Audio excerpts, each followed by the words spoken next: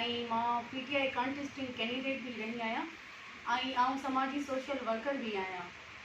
मुझे अॼु press conference district Naushahro Feroze में मंशियात, जुआ, आंकड़ा, स्कीमूं ऐं जेके भी समाजी बुराइयूं आहिनि उन जे खिलाफ़ अॼु मुंहिंजी प्रेस कॉन्फ्रेंस आहे। मां ही press conference Supreme Court, chief justice of Supreme Court, chief justice of Sindh, IG Sindh जे लाइ इहो प्रेस कॉन्फ्रेंस करे रही आहियां त डिस्ट्रिक्ट नौशहर फ़िरोज़ में मंशियात, स्कीमूं ऐं उन खां पोइ जेके भी समाजी बुराइयूं आहिनि उहे वधी वियूं आहिनि। SSP नौशहर फ़िरोज़ खे हर टाइम मां इन्फॉर्म कयो आहे, उनखे आगाह कयो आहे, हर ॾियनि पिया, उन्हनि खे सपोर्ट कनि पिया, उन ते एक्शन कयो वञे। मुंहिंजो इहो एहतिजाज अॼु मां ही प्रेस कॉन्फ्रेंस करे रही आहियां, उनखां पोइ मां 3 ॾींहंनि जो एहतिजाज कंदसि।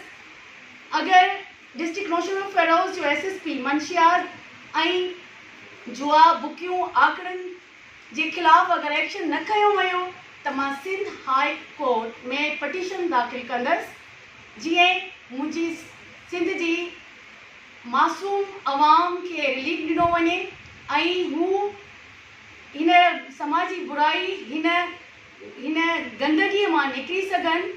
ऐं मां एतिरो चवंदमि त हिकु मुसलमान जे मथां को बि एक्शन नथो खयो वञे।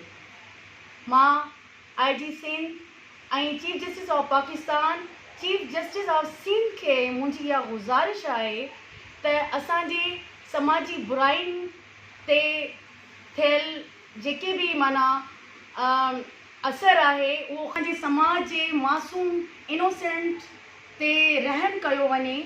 ऐं उन खां पोइ मां IG सिंध खे ऐं chief justice of Pakistan, chief justice of Sindh खे इहा अपील कंदमि त मुंहिंजो मंशियात जे खिलाफ़ ऐं कुझु जेकी समाजी बुराइयूं आहिनि उनजे खिलाफ़ अमल हलंदो पियो वञे।